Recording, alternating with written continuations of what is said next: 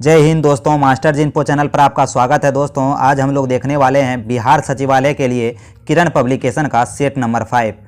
Set number 5 start करने से पहले अगर आप हमारे चैनल पर नए हैं तो मास्टर जी इन्फो को सब्सक्राइब कर लीजिए, क्योंकि बिहार सचिवालय से संबंधित बहुत सारे प्रैक्टिस सेट आपको मास्टर जी इन्फो यूट्यूब चैनल पर अवेलेबल मिलेंगे। इस क्लास का पीडीएफ प्राप्त करने के लिए हमारे टेलीग्राम चैनल से जुड़ जाइए, जिसका लिंक डिस्क्रिप्शन बॉक्स में है। तो चलिए दोस्तों स्टार्ट करते हैं।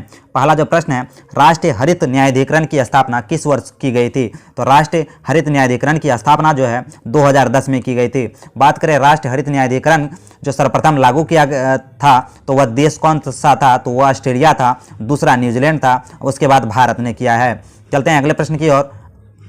अगले प्रश्न की बात करें, नाट्यशास्त्र पर एक कृति किसके द्वारा लिखी गई है? यानी कि नाट्यशास्त्र एक पुस्तक है दोस्तों, उस पर एक कृति लिखा गया है, कविता लिखा गया है, वह किसके द्वारा? तो भरत द्वारा लिखा गया है। चलते हैं अगले प्रश्न की ओर। जिस प्रश्न में विश्लेषण का जरूरत होगा तो प्रश्न का विश्लेषण जरूर कराया जाएगा। तीसरे नंबर प्रश्न की बात करें, निम्नलिखित में से कौन महात्मा गांधी की पुस्तक नहीं है? तो महात्मा गांधी की पुस्तक जो है सत्य के साथ मेरे प्रयोग है ही। उसके बाद सत्यार्थ प्रकाश यहाँ जो आंसर हो जाएगा क्या हो जाएगा दोस्तों? सत्यार्थ प्रकाश महात्मा गांधी की पुस्तक नहीं है।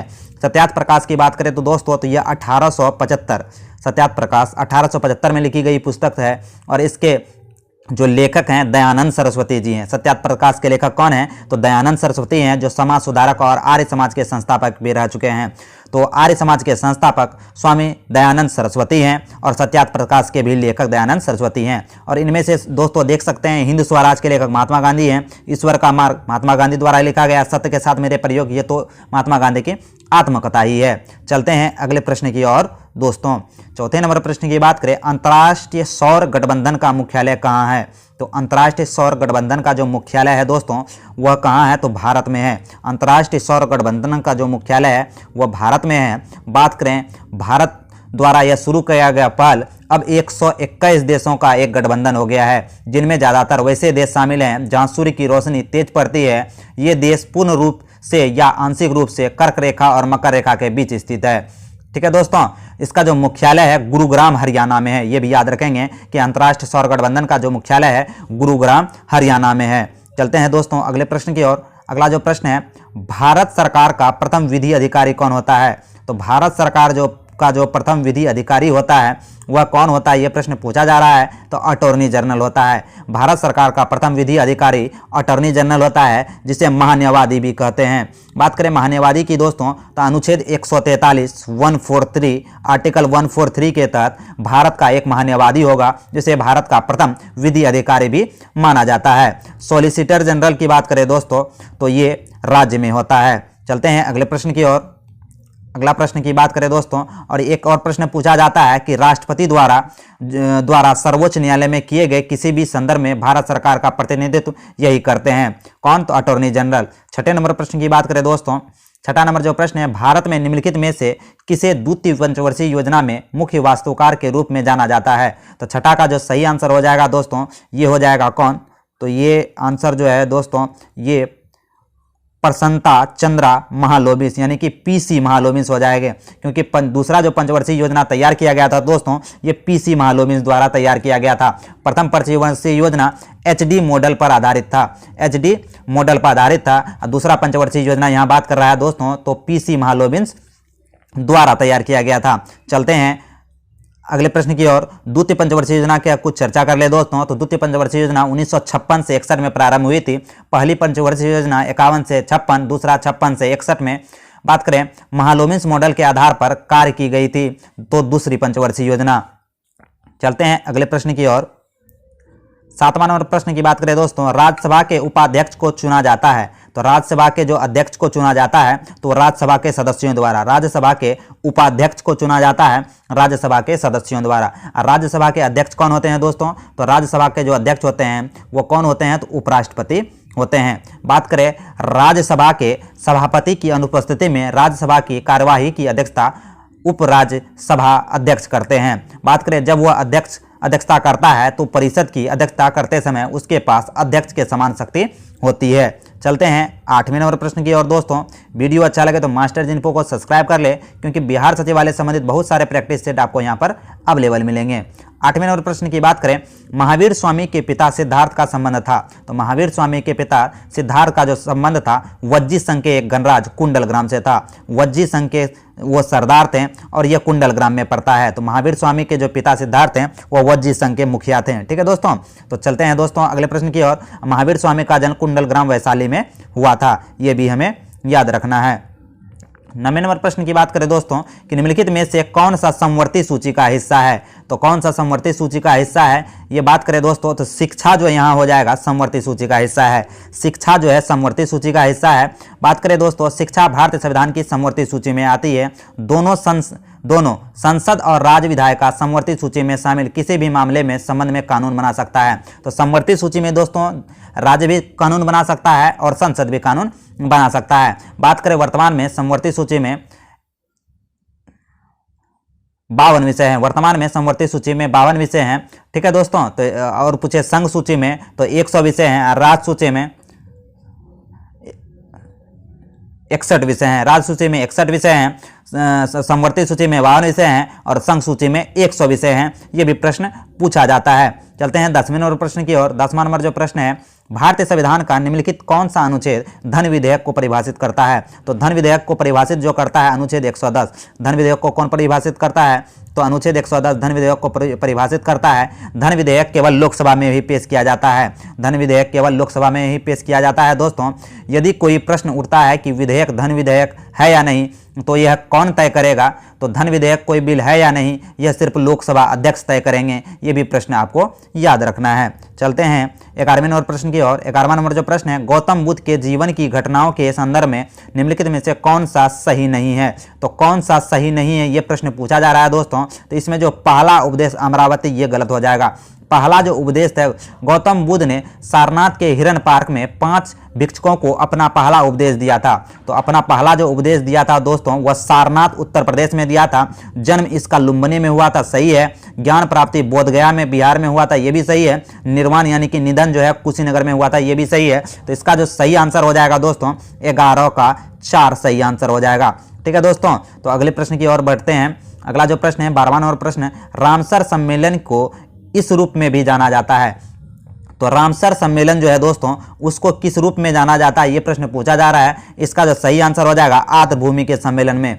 आर्द्रभूमि के सम्मेलन में रामसर साइट को जाना जाता है। रामसर साइट को आर्द्रभूमि पर सम्मेलन के लिए जाना जाता है। बात करें 2 फरवरी 1971 को रामसर सम्मेलन की स्थापना हुई थी और उसी टाइम से 2 फरवरी को राष्ट्रीय आर्द्रभूमि दिवस मनाया जाता है। रामसर जो जगह है दोस्तों यह कहाँ पड़ता है, तो यह जो है रामसर साइट ईरान में पड़ता है। रामसर शहर जो है दोस्तों यह कहाँ पड़ता है, तो ईरान में पड़ता है और यह आर्द्रभूमि से संबंधित सम्मेलन है, ये भी हमें याद रखना है। चलते हैं अगले प्रश्न की ओर। 13वां नंबर प्रश्न की बात करें, अविरल धारा मिशन किससे संबंधित है। अविरल धारा मिशन किससे संबंधित है, तो 13 का जो सही आंसर हो जाएगा नदियों के प्रभाव से। नदियों के प्रभाव से अविरल धारा मिशन संबंधित है। चलते हैं अगले प्रश्न की ओर। 14वां नंबर प्रश्न की बात करें दोस्तों, अर्ध शुष्क उष्णकटिबंधीय क्षेत्र के लिए अंतर्राष्ट्रीय फसल अनुसंधान संस्थान निम्नलिखित में से कहाँ है। तो ये जो संस्थान कहाँ है दोस्तों, तो ये संस्थान जो है इसका ऑप्शन देख लेते हैं। इसका जो ऑप्शन होने वाला है, ऑप्शन इसका जो है हैदराबाद में है। कहाँ है दोस्तों, तो ये हैदराबाद में है। चलते हैं 15वें नंबर प्रश्न की ओर। 15वां नंबर जो प्रश्न है, भारत के लोक नृत्यों के संदर्भ में निम्नलिखित में से कौन सा सही रूप से मेल खाता है। तो यहाँ जो है सही रूप से कौन मेल खाता है ये प्रश्न देखा गया है। तो यक्षगान कर्नाटक का लोक नृत्य है। यक्षगान कर्नाटक का लोक नृत्य है। बिहार की बात करें दोस्तों तो यहाँ जो बिहार का है, कर्नाटक का जो है यक्षगान हो गया। बात करें बिहार का जो है, बिहार का क्या हो गया, छठ पर्व जो है बिहार में जो बहुत धूमधाम से मनाया जाता है। राजस्थान का बात करें तो घूमर राजस्थान हो जाएगा। मध्य प्रदेश में कालबेलिया मध्य प्रदेश में, ये हमें याद रखना है। चलते हैं अगले प्रश्न की ओर। 16वां नंबर प्रश्न की बात करें दोस्तों, एशियाई विकास बैंक का मुख्यालय कहाँ है। एशियाई विकास बैंक का मुख्यालय मनीला फिलीपींस में पड़ता है। एशियाई विकास बैंक का मुख्यालय मनीला फिलीपींस में पड़ता है। दोस्तों बात करें इसकी स्थापना की तो 1966 में इसकी स्थापना हुई थी। यह एक क्षेत्र विकास बैंक है। जो एशियाई विकास बैंक है दोस्तों यह एक क्षेत्र विकास बैंक है। इसका उद्देश्य एशिया में सामाजिक और आर्थिक विकास को बढ़ावा देना है, ये भी हमें याद रखना है। 17वें नंबर प्रश्न की बात करें, भारत में आम के उत्पादन में बिहार का कौन सा स्थान है। भारत में आम के उत्पादन में बिहार का कौन सा स्थान है? तो ये कौन सा हो जाएगा दोस्तों? तो 5वां स्थान है। कौन सा स्थान है? 5वां स्थान है। ये हमें याद रखना है। चलते हैं अगले प्रश्न की ओर। 18वें नंबर प्रश्न की बात करें, निम्नलिखित में से कौन एक ठंडा रेगिस्तान नहीं है? तो ठंडा रेगिस्तान इसमें कौन सा नहीं है? तो ये कौन सा हो जाएगा? कालाहारी रेगिस्तान। कालाहारी रेगिस्तान कहाँ है दोस्तों? तो कालाहारी जो रेगिस्तान है ये बोत्सवाना अफ्रीका में है। कालाहारी रेगिस्तान कहाँ है? तो बोत्सवाना अफ्रीका में है। और यह एक जो है दोस्तों ठंडा रेगिस्तान नहीं है, ठंडा रेगिस्तान नहीं है। चलते हैं 19वें नंबर प्रश्न की ओर। 19वां नंबर जो प्रश्न है, महाभारत में द्रोणाचार्य का पुत्र कौन था? तो महाभारत में जो था दोस्तों द्रोणाचार्य का पुत्र कौन था? तो अश्वत्थामा था। महाभारत में द्रोणाचार्य का जो पुत्र था अश्वत्थामा था। कौन था दोस्तों? अश्वत्थामा। हिंदू महाकाव्य महाभारत में अनुसार अश्वत्थामा गुरु द्रोण के पुत्र थे। कौन किसके पुत्र थे? गुरु द्रोण के पुत्र थे। चलते हैं दोस्तों अगले प्रश्न की ओर। 20वें नंबर प्रश्न की बात करें दोस्तों, निम्न में से कौन एक ब्रिक्स देश है? ब्रिक्स का जो सदस्य देश है ये पूछा जा रहा है दोस्तों। तो ब्रिक्स का जो सदस्य देश है ये रूस है। ब्रिक्स का सदस्य देश कौन है? तो रूस है। ब्रिक्स का ऐसे हम लोग पता कर सकते हैं, बी से ब्राजील, आर से रसिया, आई से इंडिया, सी से चाइना, एस से साउथ अफ्रीका। तो ब्रिक्स में टोटल 5 सदस्य देश हैं, बी से ब्राजील, आर से रसिया, आई से इंडिया, सी से चाइना, एस से साउथ अफ्रीका। तो ये सभी में से रूस जो है ब्रिक्स का सदस्य देश हैं। ठीक है दोस्तों, बात करें ब्रिक्स की स्थापना तो 2010 में यह मूल में आई। ब्रिक्स जो है 2010 में यह मूल में आई। चलते हैं 21वें नंबर प्रश्न की ओर। 21वां नंबर जो प्रश्न है, इनमें से कौन अनौपचारिक क्षेत्र से संपीड़ित है? अनौपचारिक रूप से संपीड़ित इसमें से कौन है? तो इसमें जो हो जाएगा एक शिक्षक का ड्राइवर। एक शिक्षक का ड्राइवर अनौपचारिक क्षेत्र से संपीड़ित है। चलते हैं अगले प्रश्न की ओर। 22वां नंबर प्रश्न की बात करें, प्रसिद्ध सिख तीर्थ हेमकुंड डैश में स्थित है? तो हेमकुंड कहाँ स्थित है ये प्रश्न पूछा जा रहा है। तो हेमकुंड जो है दोस्तों ये उत्तराखंड में पड़ता है। हेमकुंड कहाँ पड़ता है दोस्तों? तो ये उत्तराखंड में पड़ता है। ये हमें याद रखना है। सिखों के 10वें गुरु कौन थे? तो गुरु गोविंद सिंह थे। ये भी हमें याद रखना है, वो पटना साहिब से संबंधित हैं। 23वें नंबर प्रश्न की बात करें दोस्तों, निम्नलिखित में से कौन सा सार्वजनिक क्षेत्र का उद्यम में मिनी रत्न की श्रेणी में शामिल है? तो मिनी रत्न के कंपनी में जो शामिल है दोस्तों तो वह कौन हो जाएगा? भारतीय हवाई अड्डा प्राधिकरण। मिनी क्षेत्र में जो है संबंधित है भारतीय हवाई अड्डा प्राधिकरण। चलते हैं 24वें नंबर प्रश्न की ओर। 24वां नंबर प्रश्न है, क्या देख लेते हैं कि वर्ष 2011 की जनगणना के अनुसार बिहार में शहरीकरण कितना प्रतिशत है? तो बिहार में जो शहरीकरण है वो कितना प्रतिशत है ये पूछा जा रहा है। तो 11.3% भाग बिहार का शहरीकृत है। 11.3% भाग बिहार का शहरीकृत है, जब राष्ट्रीय औसत जो है बिहार का 31.2% है। 2001 से 2011 के बीच भारत का शहरीकरण में स्तर में वृद्धि जो है 3.4% की हुई है। ये भी हमें याद रखना है। चलते हैं 25वें नंबर प्रश्न की ओर। 25वां नंबर जो प्रश्न है, क्या करा है? मरुद्वीप संबंधित है। मरुद्वीप किससे संबंधित है? तो मरुद्वीप जो संबंधित है दोस्तों ये रेगिस्तान से संबंधित है। मरुद्वीप संबंधित है रेगिस्तान से, और रेगिस्तान का जहाज ऊँट को कहते हैं। रेगिस्तान का जहाज ऊँट को कहते हैं। बात करें रेगिस्तान में खजूर, गेहूं, मक्का, कपास आदि की खेती की जाती है। ठीक है दोस्तों, मरुद्वीप जो है दोस्तों यह एक रेगिस्तान से संबंधित भूमि के प्रकार है, और इसमें जो है क्या सब खजूर, गेहूं, मक्का, कपास की खेती की जाती है। 26वें नंबर प्रश्न की बात करें, भारत के उच्चतम न्यायालय की प्रथम महिला न्यायाधीश कौन है? तो भारत के उच्चतम न्यायालय की प्रथम महिला न्यायाधीश जो है दोस्तों वह है फातिमा बीबी। वह कौन है? तो फातिमा बीबी है। बात करें भारत के उच्चतम न्यायालय के प्रथम महिला न्यायाधीश मीरा साहिब फातिमा बीबी थी। वहीं लीला सेठ की बात करें दोस्तों तो उच्च न्यायालय की प्रथम महिला मुख्य न्यायाधीश, उच्च न्यायालय की प्रथम महिला मुख्य न्यायाधीश बात करें तो लीला सेठ। वहीं पूछे कि भारत का उच्चतम न्यायालय का प्रथम महिला न्यायाधीश तो वह फातिमा बीबी हो जाएगा। ये हो जाएगा उच्च न्यायालय का मुख्य न्यायाधीश, लेकिन फातिमा बीबी जो था उच्चतम न्यायालय की महिला न्यायाधीश थी, मुख्य न्यायाधीश नहीं थी। चलते हैं, कन्फ्यूजन नहीं रखना है, एक बार रोक कर इसको देख ले। 27वें नंबर प्रश्न की बात करें, सूची 1 और सूची 2 को मिलाना है दोस्तों। तो 27वां नंबर प्रश्न की बात करें, कौन सब सूची में सही है ये देखना है। 1 मिनट दोस्तों,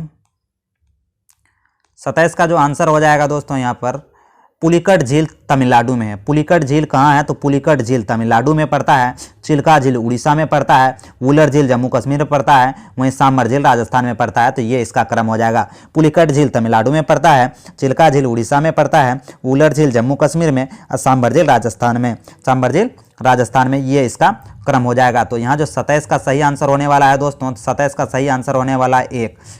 ठीक है दोस्तों, तो ये मिलान करके आप देख लीजिएगा। 28वें नंबर प्रश्न की बात करें दोस्तों, रिबूटिंग गवर्नमेंट पुस्तक के लेखक कौन है? तो रिबूटिंग गवर्नमेंट के लेखक जो हैं दोस्तों नंदन नीलकेनी है। नंदन नीलकेनी है, ये याद रखने वाली चीज़ है।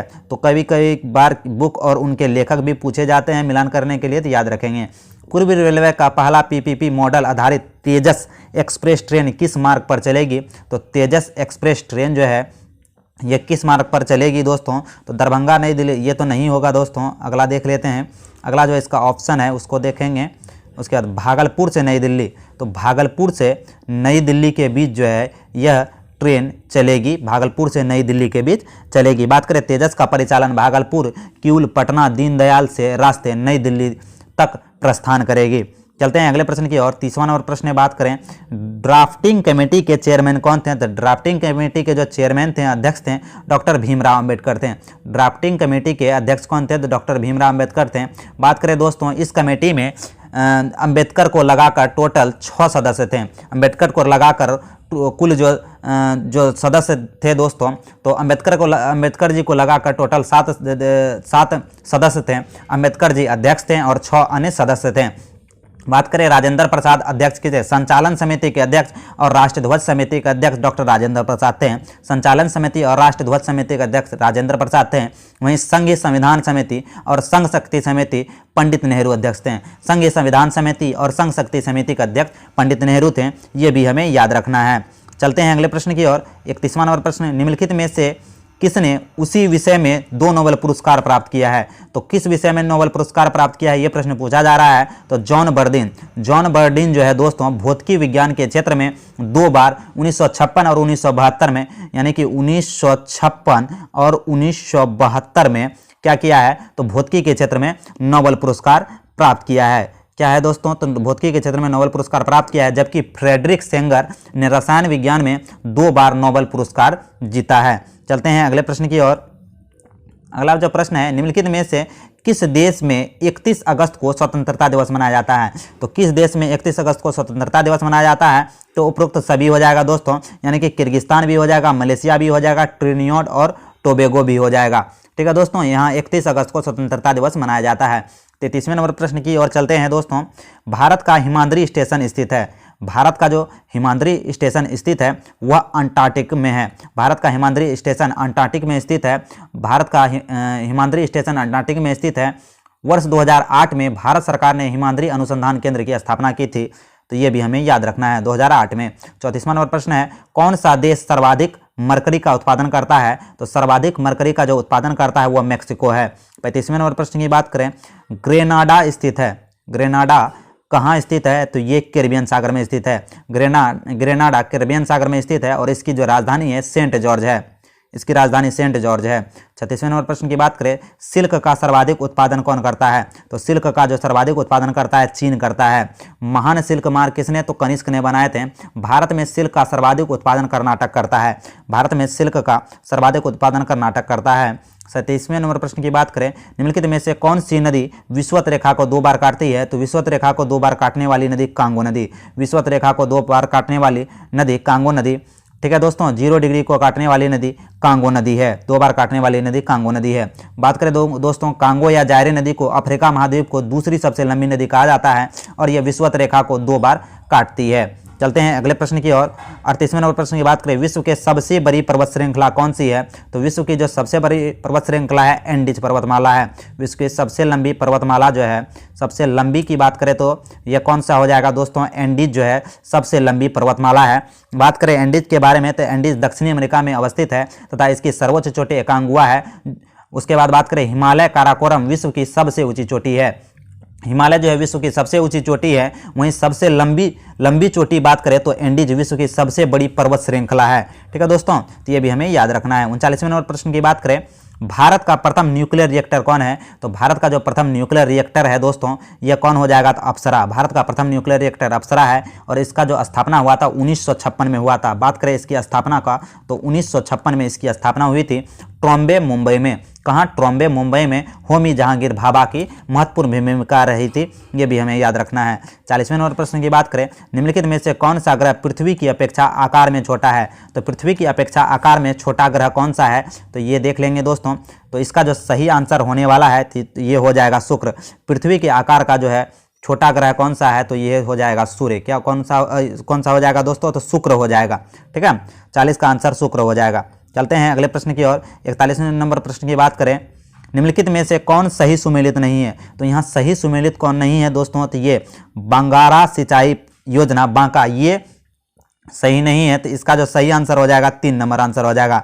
ठीक है दोस्तों, चलते हैं अगले प्रश्न की ओर। 42वें नंबर प्रश्न की बात करें, निम्नलिखित में से किसने हिंद स्वराज पुस्तक लिखी? तो हिंद स्वराज पुस्तक के लेखक कौन है? महात्मा गांधी। हिंद स्वराज यानी कि इंडिया इंडिपेंडेंट के लेखक महात्मा गांधी। इंडिया इंडिपेंडेंट या हिंद स्वराज के लेखक महात्मा गांधी। बात करें दोस्तों, गुजराती में लिखी गई यह हिंद स्वराज पुस्तक है। इस पुस्तक की रचना 1909 में इंग्लैंड से दक्षिण अफ्रीका लौटते समय महात्मा गांधी ने 1909 में हिंद स्वराज पुस्तक लिखी थी और यह गुजराती भाषा में लिखी है।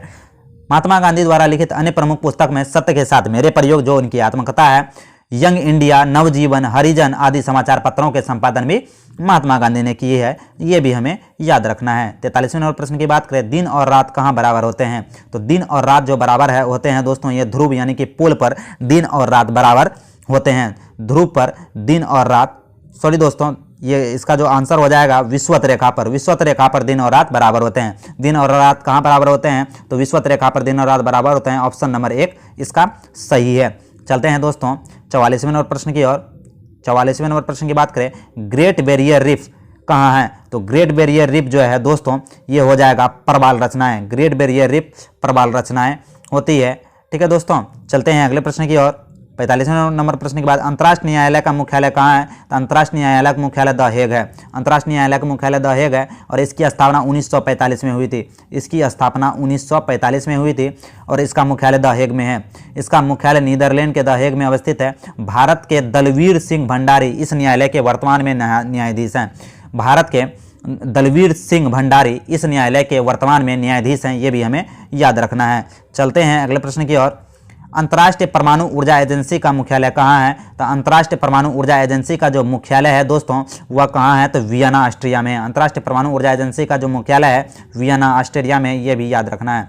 चलते हैं 47वें नंबर प्रश्न की ओर। 47वां नंबर जो है मिलाने वाला है दोस्तों, तो इसको हम लोग मिलाते हैं।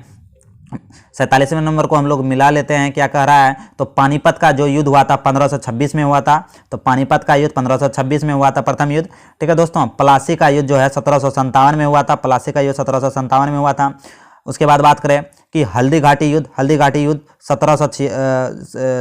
हल्दी घाटी युद्ध का बात करें दोस्तों, तो यहाँ जो हल्दी घाटी युद्ध है 1576 में हल्दी घाटी युद्ध, 1576 में हल्दी घाटी युद्ध। वहीं तालीकोटा का युद्ध 1565 में, तालीकोटा 1565 में, पानीपत 1526 में, प्लासी का युद्ध 1757 में, हल्दी घाटी का युद्ध 1576 में। तो ये याद रखना है दोस्तों, कई बार इसका ईयर पूछ लिया जाता है। चलते हैं 48वें नंबर प्रश्न की ओर। ये भी दोस्तों मिलाने वाला है, तो इसको मिला लेते हैं कि नंगा पर्वत कहाँ है? तो नंगा पर्वत जो है दोस्तों, ये कहाँ है? तो नंगा पर्वत जम्मू और कश्मीर में है। नंगा पर्वत जम्मू और कश्मीर में है, सही है। नंदा देवी पर्वत जो है उत्तराखंड में, नंदा देवी पर्वत उत्तराखंड में है और कंचनजंगा सिक्किम में है। कंचनजंगा जो दोस्तों है ये सिक्किम में है, ये भी हमें याद रखना है। 49वें नंबर प्रश्न की बात करें, विश्व का सबसे ऊंचा झरना स्थित है? तो विश्व का जो सबसे ऊंचा झरना स्थित है वेनेजुएला में स्थित है। विश्व का सबसे ऊंचा झरना दोस्तों जिसे साल्टो एंजिल जलप्रपात कहते हैं, साल्टो एंजिल जलप्रपात कहते हैं, यह वेनेजुएला में कोरिनो नदी पर, वेनेजुएला में कोरिनो नदी पर विश्व का सबसे ऊंचा झरना कौन सा झरना? तो एंजिल जलप्रपात है दोस्तों, एंजिल झरना है। इसकी ऊंचाई 979 मीटर है। ये भी हमें याद रखना है। चलते हैं 50वें नंबर प्रश्न की ओर। लॉर्ड ऑफ द फॉलिस पुस्तक के लेखक कौन है? तो लॉर्ड ऑफ द फॉलिस पुस्तक के जो यहाँ पर लेखक हो जाएंगे दोस्तों, ये विलियम गोल्डिंग हो जाएंगे, विलियम गोल्डिंग हो जाएंगे। चलते हैं 51वें नंबर प्रश्न की ओर। 51वां नंबर प्रश्न देख लेते हैं दोस्तों। 51 से साइंस का प्रश्न स्टार्ट हो रहा है, तो साइंस के टोटल अब 25 प्रश्न यहाँ पर होंगे। ठीक है, तो समान विज्ञान और गणित के 51वां नंबर प्रश्न है जो है दोस्तों, दोस्तों कई दोस्त सवाल पूछते हैं कि मैथ और रीजनिंग का सवाल कहाँ से सॉल्व करें, तो PDF दे दिया जाएगा दोस्तों, वहाँ से सॉल्व कर लें, ठीक है। अगर आप कहेंगे तो मैं वीडियो बना सकता हूँ, लेकिन बहुत सारा कमेंट नहीं आ रहा कि आप वीडियो बनाइए, तो इसलिए मैं वीडियो नहीं बना रहा हूँ, सिर्फ GK और साइंस का और करंट का ही वीडियो बना रहा हूँ। अगर आपको दोस्तों लगता है कि मैथ और रीजनिंग का भी वीडियो बनाया जाए तो एक बार कमेंट करके ज़रूर बताएं। चलते हैं दोस्तों 51वें नंबर प्रश्न की ओर। घड़ी की चाबी में संचित ऊर्जा क्या होती है? तो घड़ी की चाबी में जो संचित ऊर्जा होती है वह स्थितिज ऊर्जा होती है। घड़ी की चाबी में संचित ऊर्जा स्थितिज ऊर्जा होती है। बांध में भरा पानी, घड़ी की चाबी, ये सब स्थितिज ऊर्जा का उदाहरण है। वहीं गतिज ऊर्जा का उदाहरण टहलते हुए व्यक्ति में, पवन की चक्की में, ये सब गतिज ऊर्जा के उदाहरण हैं। दाब ऊर्जा बात करें तो पाइप में बहता हुआ पानी दाब ऊर्जा के उदाहरण है, ये भी हमें याद रखना है। 52वें नंबर प्रश्न की बात करें, सूर्य ग्रहण के समय सूर्य का कौन सा भाग दिखाई देता है? तो सूर्य ग्रहण के समय सूर्य का जो कौन सा भाग दिखाई देता है, ये प्रश्न पूछा जा रहा है, तो ये हो जाएगा कोरोना। सूर्य ग्रहण के समय सूर्य का कोरोना भाग दिखाई देता है। बात करें दोस्तों, सूर्य के प्रकाश का जो चाल होता है 3 × 10⁸ मीटर पर सेकेंड होता है। सूर्य में प्रकाश में 7 रंग होते हैं। सूर्य के प्रकाश में कितने रंग होते हैं? 7 रंग होते हैं, ये भी हमें याद रखना है। चलते हैं 53वें नंबर प्रश्न की ओर। 53वां नंबर जो प्रश्न है, शुद्ध जल का क्वथनांक फ़ारेनहाइट स्केल पर क्या होता है? तो शुद्ध जल का जो क्वथनांक फ़ारेनहाइट पर क्या होता है? तो ये जो होता है दोस्तों 212 डिग्री फ़ारेनहाइट होता है। कितना होता है? 212 डिग्री फ़ारेनहाइट होता है। शुद्ध जल का क्वथनांक 100 डिग्री सेल्सियस होता है दोस्तों, और अगर फ़ारेनहाइट पर पूछे तो 212 डिग्री फ़ारेनहाइट होता है, ठीक है दोस्तों। जल का हिमांक बिंदु 0 डिग्री सेल्सियस होता है। जल का जो हिमांक बिंदु होता है 0 डिग्री सेल्सियस होता है। जल का जो हिमांक बिंदु होता है 0 डिग्री सेल्सियस होता है। बात करें 54वें नंबर प्रश्न की, तो 54वां नंबर प्रश्न की बात करें, एक गेंद को क्षैतिज से कितने कोण पर फेंकने पर अधिकतम क्षैतिज दूरी तय करेगी? तो ये 54 का जो सही आंसर हो जाएगा दोस्तों, ये 45 डिग्री हो जाएगी। अभी टोटल जो है दोस्तों 75 प्रश्न है, जिसमें से हम लोगों ने 54 प्रश्न कर लिए हैं, ठीक है। तो 55वां नंबर प्रश्न को देखते हैं। उड़ते हुए हेलीकॉप्टर में ऊर्जा होती है, तो उड़ते हुए जो हेलीकॉप्टर में ऊर्जा होगी दोस्तों, वह कैसी ऊर्जा होगी? तो ये हो जाएगी केवल गतिज ऊर्जा। उड़ते हुए हेलीकॉप्टर में केवल गतिज ऊर्जा हो जाएगी। चलते हैं 56वें नंबर प्रश्न की ओर। 56वां नंबर प्रश्न की बात करें दोस्तों, लिफ्ट की खोज किसने की थी? तो लिफ्ट की जो यहाँ पर खोज है दोस्तों, लिफ्ट की जो खोज है वह कौन किया था? तो लिफ्ट का खोज किया था ओटिस ने। लिफ्ट की खोज ओटिस ने क्या था? पृथ्वी में 57वां नंबर प्रश्न है, पृथ्वी में हम चंद्रमा के कितने प्रतिशत भाग को देख सकते हैं? पृथ्वी से हम चंद्रमा के कितने प्रतिशत भाग को देख सकते हैं? तो 59% भाग को हम लोग सिर्फ देख सकते हैं चंद्रमा का। 58वें नंबर प्रश्न की बात करें, धूप से बचने के लिए छाते में रंग संयोजन निम्न में से कौन सा सबसे उचित है? तो 58वें नंबर प्रश्न का सही आंसर जो हो जाएगा दोस्तों, ऊपर काला नीचे उजला। धूप से बचने के लिए जिस छाते का हम लोग को प्रयोग करना चाहिए, जिसका ऊपर काला होना चाहिए और नीचे उजला होना चाहिए, ठीक है दोस्तों। तो चलते हैं अगले प्रश्न की ओर।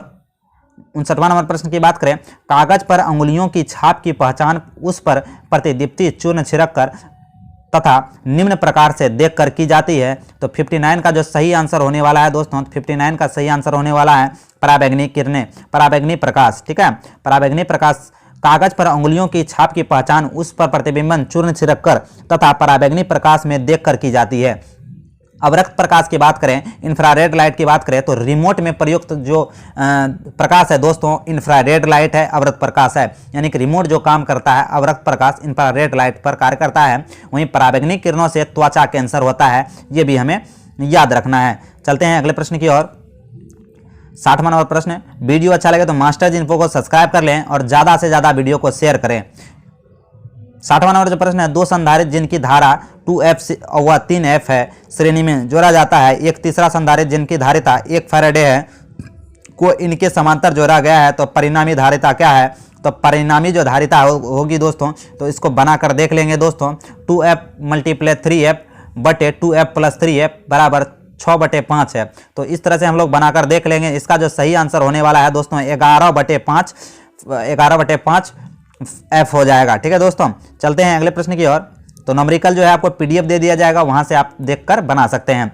द्रव की एक बूंदों को अवशोषित करने पर उसके सिकुड़ने की प्रवृत्ति क्या कहलाती है? तो उसके जो सिकुड़ने की प्रवृत्ति कहलाती है दोस्तों, वह कहलाती है इनमें से कोई नहीं, इनमें से कोई नहीं इसकी स्वीकृति कहलाती है। चलते हैं 61वां नंबर का जो थोड़ा विश्लेषण देख लेते हैं दोस्तों। 61वां नंबर का जो विश्लेषण है, द्रव की एक बूंदों को अवशोषित करने के लिए हमेशा उसे सिकुड़ने की प्रवृत्ति बढ़ेगी। पानी का बुलबुला अवतल लेंस की भांति व्यवहार करेगा। बात करें दोस्तों, पानी का बुलबुला जो है अवतल लेंस की भांति व्यवहार करेगा, लेकिन दिखाई जो देगा उत्तल लेंस की तरह दिखाई देगा। पानी का जो बुलबुला है उत्तल लेंस की तरह दिखाई देता है, लेकिन वो जो व्यवहार करेगा, कार्य करेगा, वह अवतल लेंस की तरह कार्य करेगा। ये भी हमें याद रखना है। चलते हैं 62वें नंबर प्रश्न की ओर। ट्रांजिस्टर वास्तव में एक है, तो ट्रांजिस्टर वास्तव में क्या है, तो सेमीकंडक्टर है।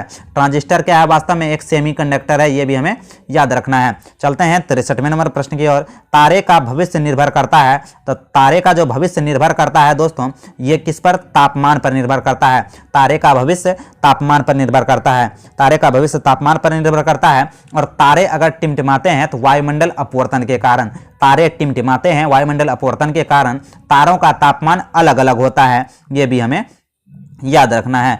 केल्विन मान से मानव शरीर का सामान्य तापमान कितना है, तो केल्विन मान से मानव शरीर का जो सामान्य तापमान है 310 केल्विन है। कितना है दोस्तों, 310 केल्विन है। 65वें नंबर प्रश्न की बात करें।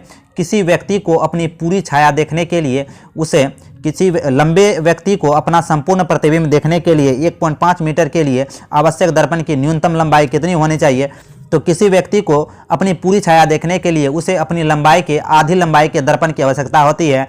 तो प्रश्न में जो बोल रहा है दोस्तों कि 1.5 मीटर लंबा आदमी है, तो उसका कितना होना चाहिए, तो 0.75 मीटर। 0.75 मीटर इसका सही आंसर हो जाएगा दोस्तों, क्योंकि किसी व्यक्ति की अपनी पूरी छाया देखने के लिए उसे अपनी लंबाई की आधी लंबाई का दर्पण लेना चाहिए। अगर व्यक्ति की लंबाई 1.5 मीटर है तो उसका आवश्यक दर्पण की लंबाई 1/5/2 बराबर हो जाएगा 0.75 मीटर। तो ये हमें याद रखना है।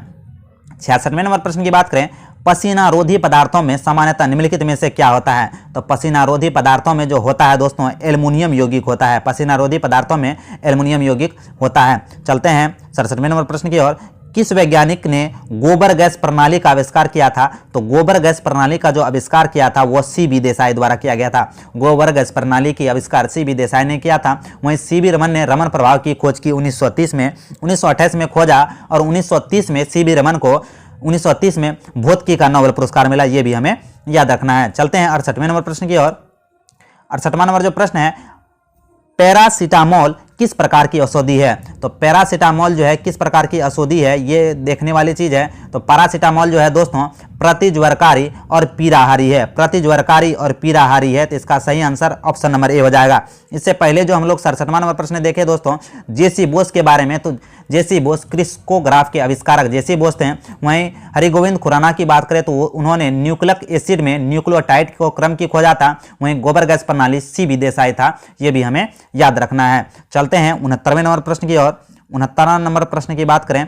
पुनर्लेखन योग्य DVD के निर्माण में किस उपधातु का प्रयोग करते हैं, तो 69वां नंबर जो प्रश्न का सही आंसर हो जाएगा टेल्यूरिन। टेल्यूरिन। 70वें नंबर प्रश्न की बात करें। गोताखोरों द्वारा गहरे समुद्र में सांस लेने के लिए ऑक्सीजन के साथ हीलियम धातु का प्रयोग किया जाता है, हीलियम गैस का प्रयोग किया जाता है। ये भी हमें याद रखना है। गोताखोर द्वारा गहरे समुद्र में सांस लेने के लिए ऑक्सीजन के साथ हीलियम गैस मिश्रित किया जाता है। वहीं अस्पतालों में जो ऑक्सीजन सिलेंडर होता है उसमें ऑक्सीजन के साथ हीलियम गैस भी भरी जाती है। ये भी हमें याद रखना है। 71वें नंबर प्रश्न की बात करें। मोती मुख्य रूप से बना होता है, तो मोती जो मुख्य रूप से बना होता है यह कैल्शियम कार्बोनेट का बना होता है। मोती मुख्य रूप से कैल्शियम कार्बोनेट का बना होता है। ये भी हमें याद रखना है। साइट्रिक अम्ल मुक्त रूप से किस में होता है, तो साइट्रिक अम्ल जो है दोस्तों वो मुक्त रूप से किस में होता है, तो ये नींबू में होता है। नींबू और संतरा में साइट्रिक अम्ल होता है। नींबू और संतरा में साइट्रिक अम्ल होता है, और खट्टे पदार्थ में भी साइट्रिक अम्ल होता है। वहीं टार्टेरिक अम्ल की बात करें तो इमली अंगूर कच्चा